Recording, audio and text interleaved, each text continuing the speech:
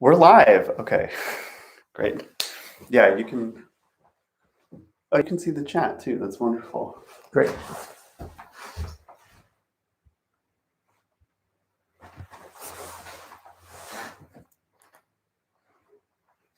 Hello, everyone. You can see us and we can't see you.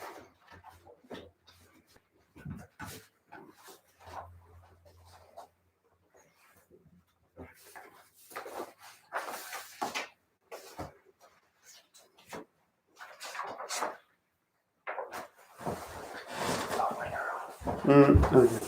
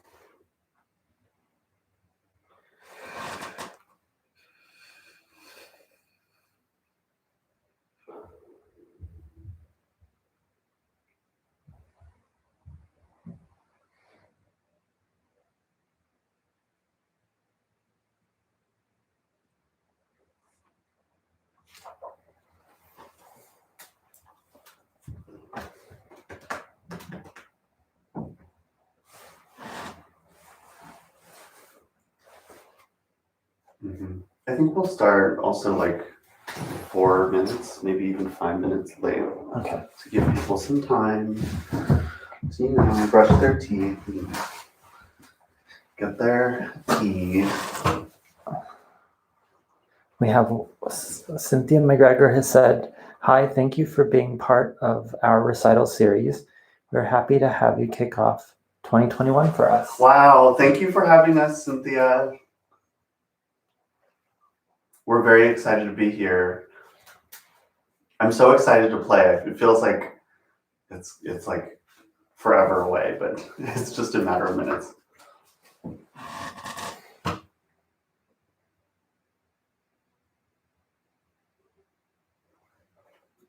I feel like we need to plug Nicole. She's featured so prominently. Mm-hmm.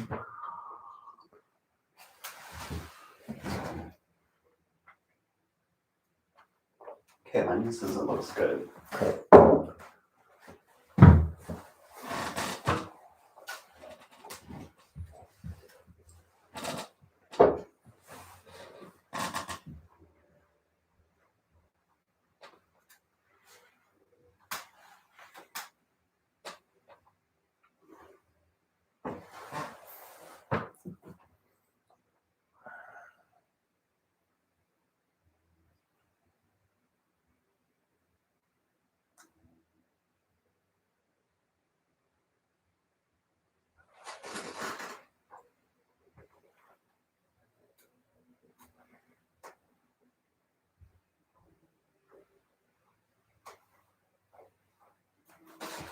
What are people saying? I see chats. Let's see.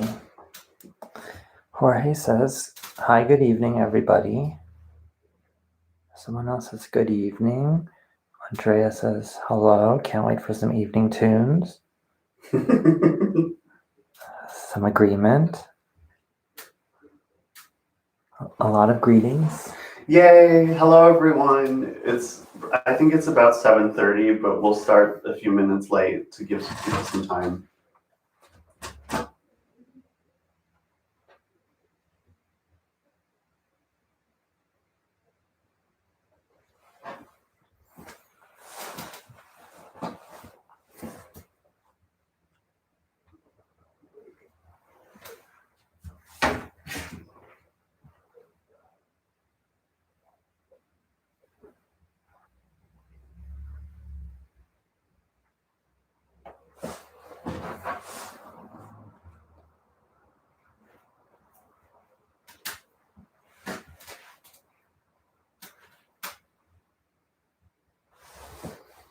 Terry Moellenberg is watching.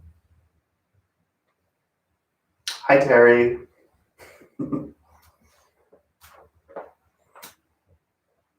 On their big screen.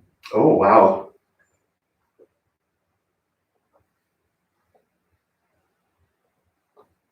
Maybe Todd will call you after this. Let's see. Can't wait to hear you guys. Hello, everyone. People greeting their classmates. You know, one day I really I wish you could make like a video montage of all of the crazy things people do right before they go on camera.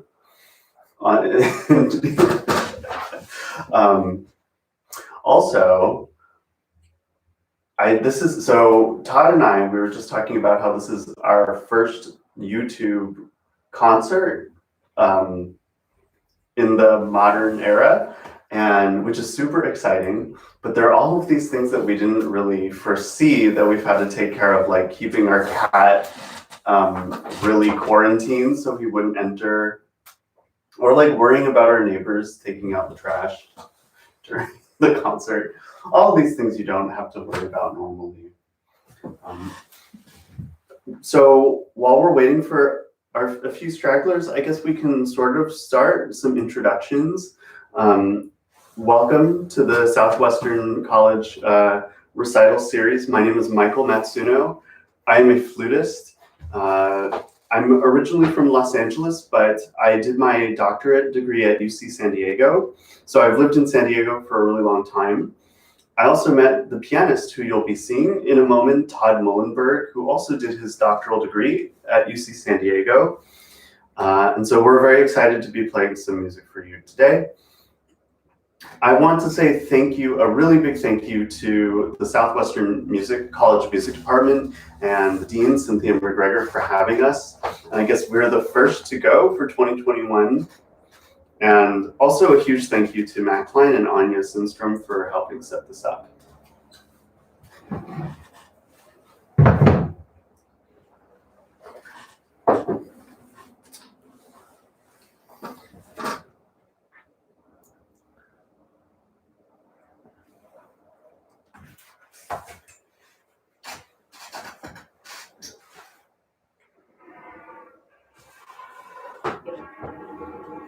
So we will announce the pieces as we go, and I'll make sure to be very careful about saying them clearly so you can write them down, and we'll talk about them. I'll tell you that the first piece I'm going to play, so we're going to play 4 pieces tonight. I'm going to play 3 relatively short solo pieces, and then 1 rather long piece with flute and piano. And I'll tell you a bit about the pieces and their background, but since my mouth is getting dry, I kind of want to hop into some playing. So the first piece I'm going to play for you is the Fantasy in F sharp minor by Georg Philipp Telemann. So that's again the Fantasy by Telemann for solo flute.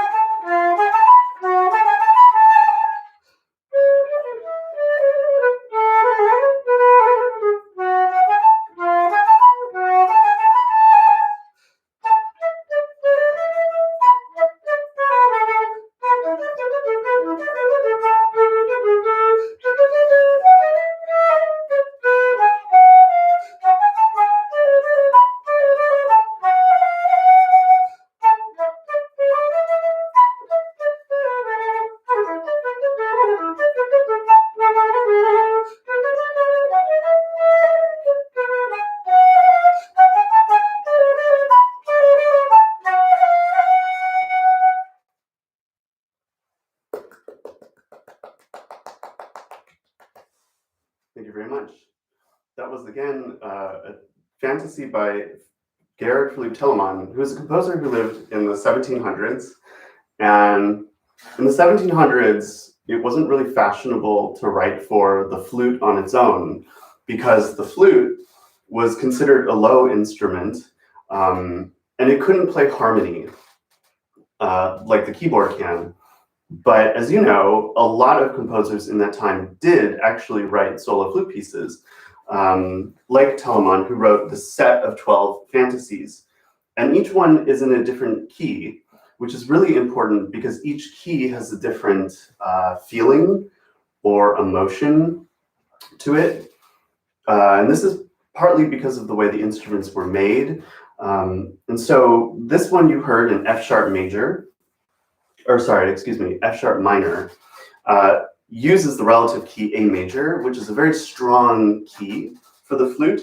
It really resonates very well, but it has the leading tone E sharp, which is a very sort of muffled tone. So F sharp has this kind of tumultuous quality to it, I guess you could say, very, very emotional.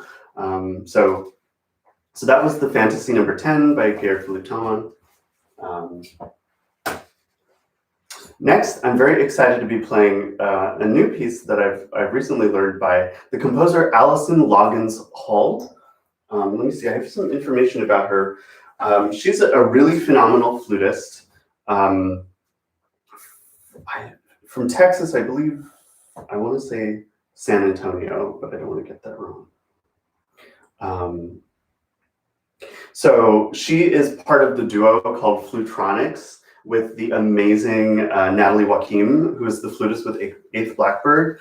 Let's see. She founded Flutronics. Let's see. She has a really diverse career in orchestra, solo, jazz, contemporary music, classical music. She kind of is the whole package. She has been commissioned by the Metropolitan Museum of Art, Carolina Performing Arts, Alarmable Sound, the Library of Congress. She was a co-producer of Natalie Joachim's celebrated album Femme d'Haïti, which was nominated for a 2020 Grammy for Best World Music Album. In support of her work, Alison has been awarded grants from New Music USA and a fellowship at the Hermitage Artists Retreat in Inglewood, Florida. She is currently on faculty at the John Calley School of Music at Montclair State University, and she's a teaching artist at the Juilliard School's Global Ventures and is a former faculty member of the Juilliard School's Music Advancement Program. So she's an extremely talented, diverse flutist who wrote this piece for the Myrna Brown competition, which is in Texas. That's where the Texas connection is from. The piece is called Homeland. So again, this is Homeland by the composer Allison Loggins Hull. This was written in 2018.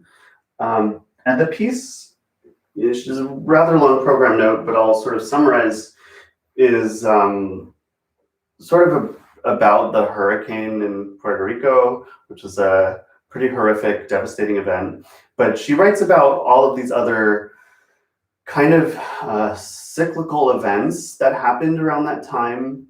And she was really thinking about the idea of what it means to be home, even when you're in conflict with that space, which I think is pretty relevant right now.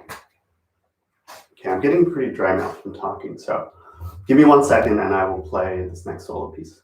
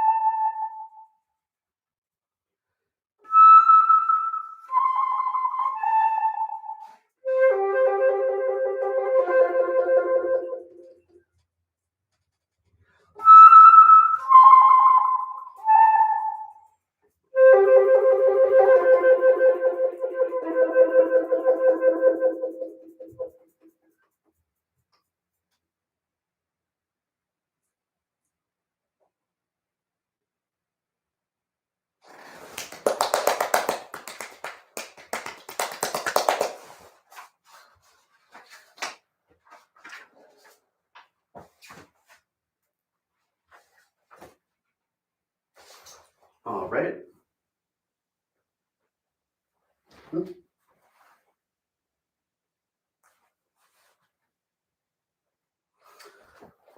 what's next?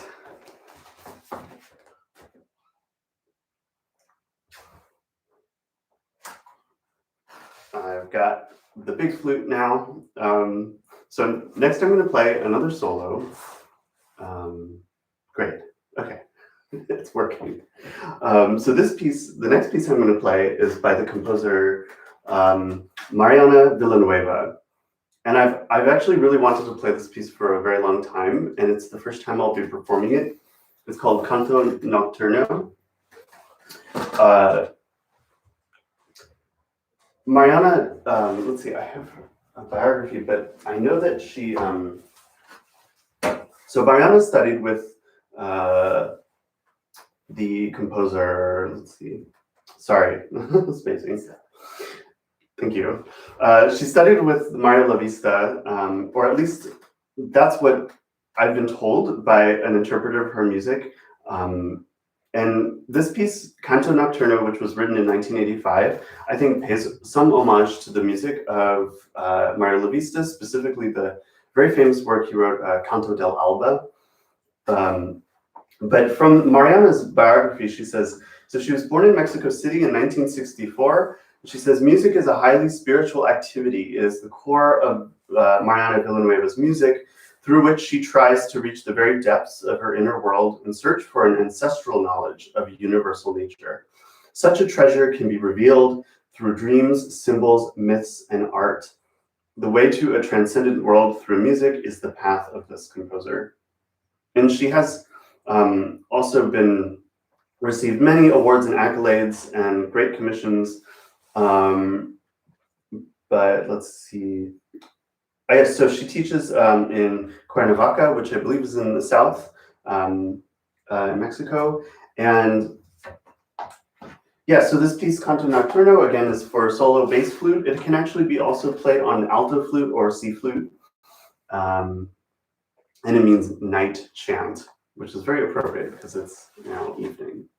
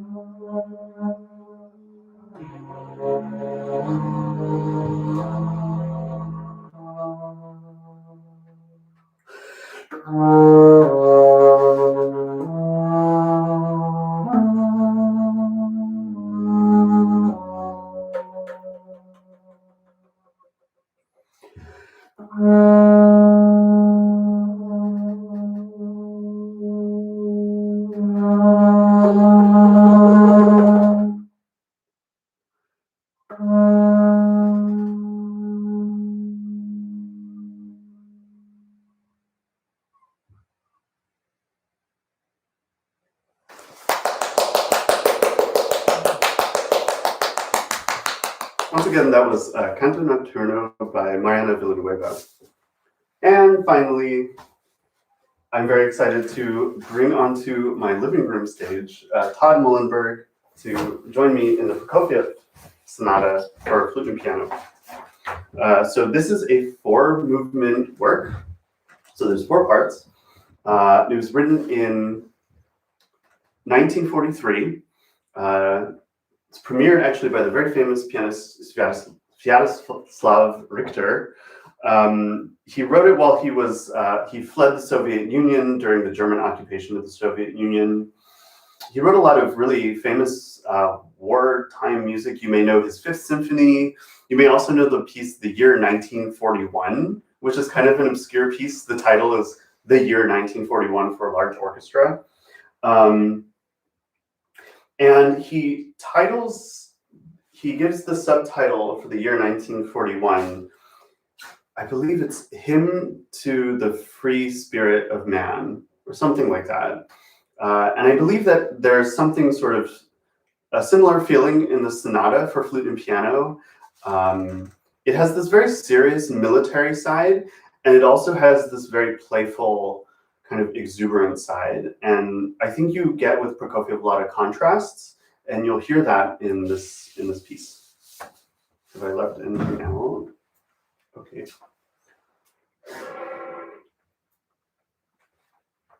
Okay.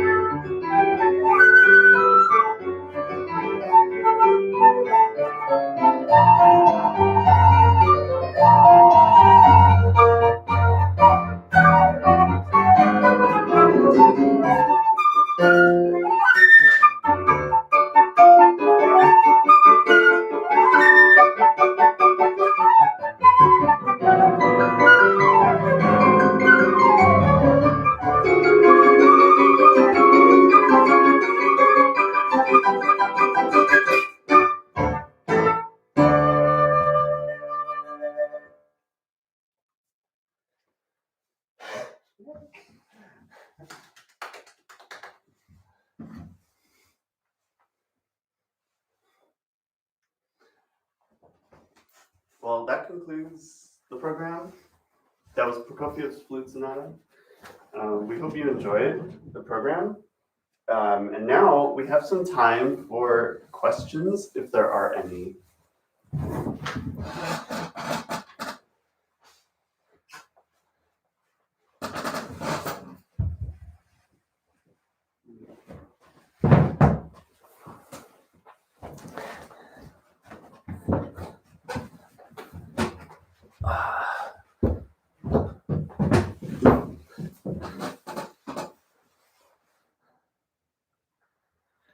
Thank you so much, everyone, for the wonderful comments.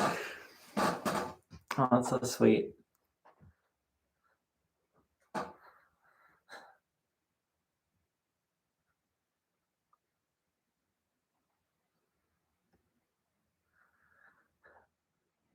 Oh yeah, people were really into the bass flute. Oh, yeah.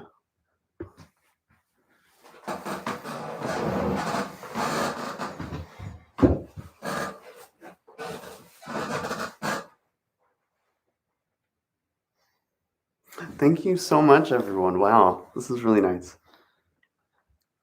Just wish I could see everyone in person.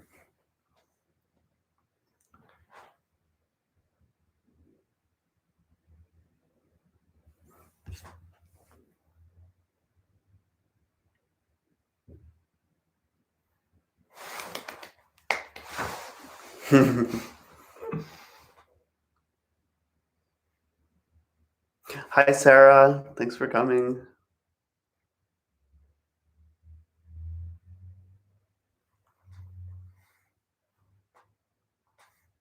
There are so many names. I want to say thank you to everyone, but there's too many people. Let's see. Again, any questions you have about any of the pieces? Will I be performing anywhere else in San Diego? Unfortunately, not in the near future.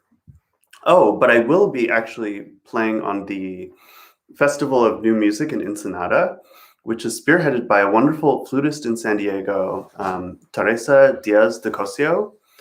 Again, that's the New Music Festival in Ensenada. It's a little hard to Google, but you can find it, and it's in June. And I really recommend their programs. Oh. Before anyone goes anywhere, I have to announce the next concert for the Southwestern recital series. Forgive me for almost forgetting, but the next concert, which sounds very exciting, will take place on March 24th, and it will be cello and piano duets. And again, thank you so much to the music department and Cynthia Mcgregor for having us. This was really, really awesome. Oh, I see some questions. What is your favorite piece? I don't know if I have a... Be brutally honest. I mean, okay, I've often thought if I had to live on an island with only...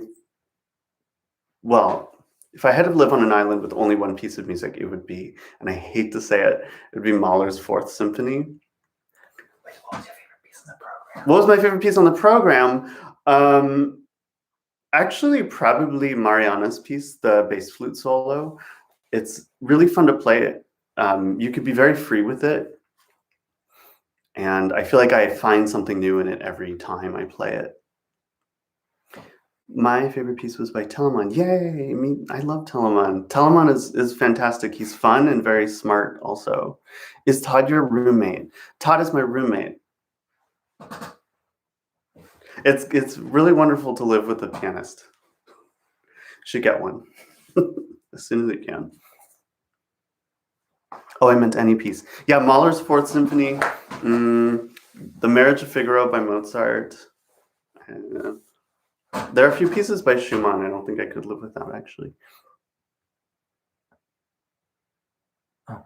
Is it harder to play the bass flute as far as technique?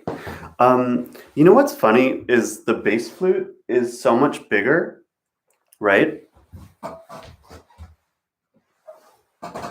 It's almost twice the size of the regular flute, and it's honestly, it's huge compared to me. But believe it or not, it actually doesn't use that much air. And so you can almost be kind of like barely breathing and make a sound. So that's what I love about the bass flute. I would say it's easier in some respects. If you're playing it very creatively, it's very easy. If you're trying to make a pure, perfect sound, it can be really difficult.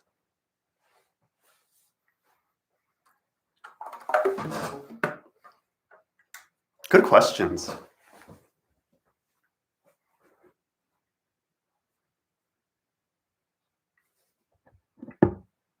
Am I missing any questions? If I didn't answer a question... How long did it take for you to get those pieces so perfect? Oh, that's a great question. That's a great question from a flutist, of course. So the Prokofiev I learned in high school, and then we've been learning it for about a month, relearning it. It's been almost 10 years since, it's been almost 15 years since I last played it.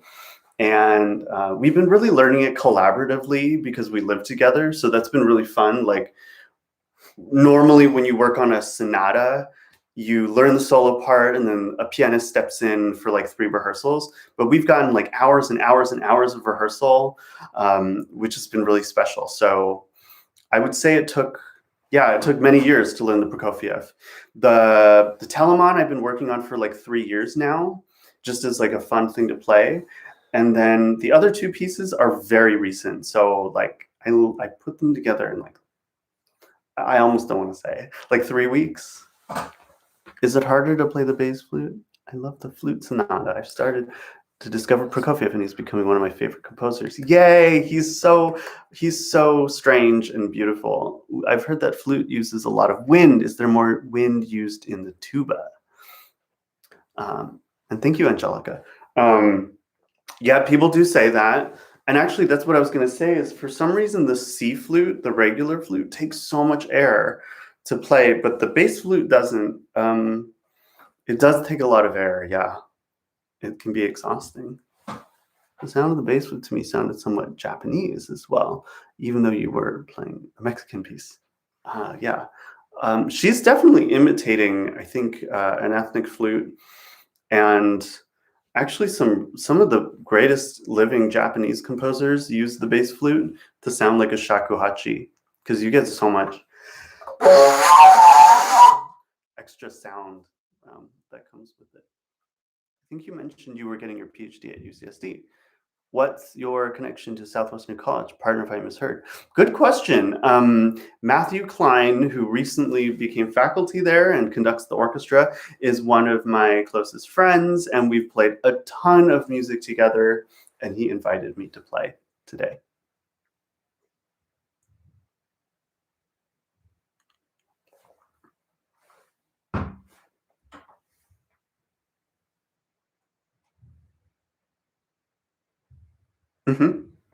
Maybe we'll take like 2 more minutes. We'll be here for like 2 more minutes for any more questions.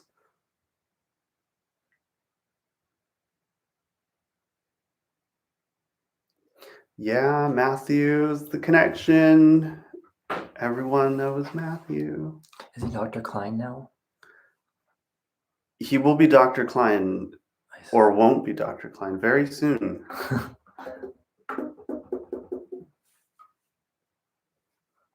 Are there any flutists? I think someone said.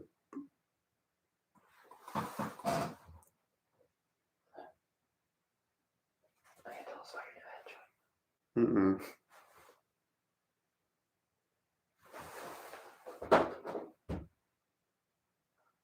Dr. K is my professor.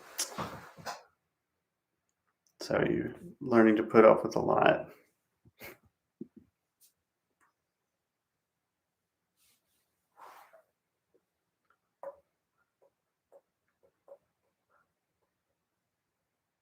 Play the tuba, awesome. What's that like, not being able to practice in a practice room and playing the tuba? Like, your neighbors must like really know you play the tuba now.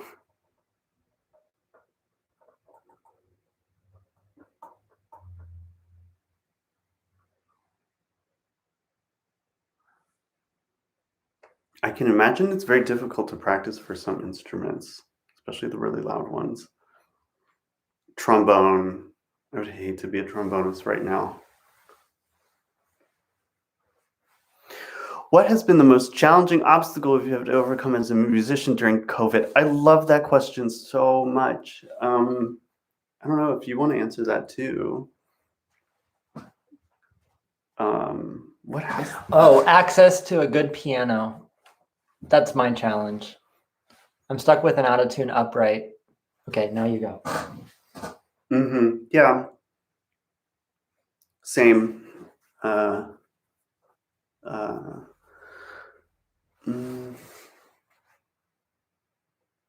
mean, the biggest challenge is not getting to play with other people.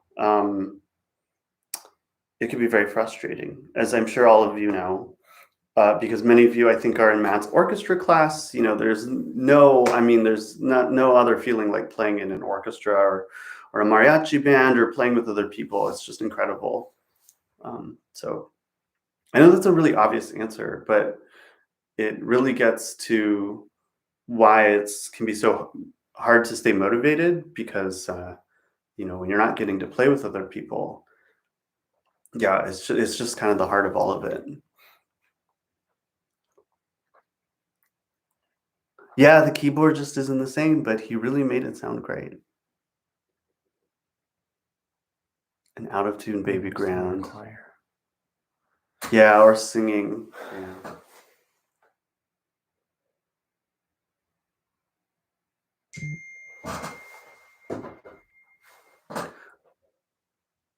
Well, maybe we should wrap it up. I think there's a lag, but it's 8:35 on our end. So if you want to sneak in one more question. Thank you. I hope we can be live too one day, and then we can play on a beautiful piano in the beautiful new concert hall at Southwestern College. Sounds like it's going to be a really wonderful place for music making. I'm actually really jealous. Awesome. Thanks, Christian. Thanks, Teresa and Jay Cardell 619. And thanks, everyone. Thank you so much. Thanks, Sarah.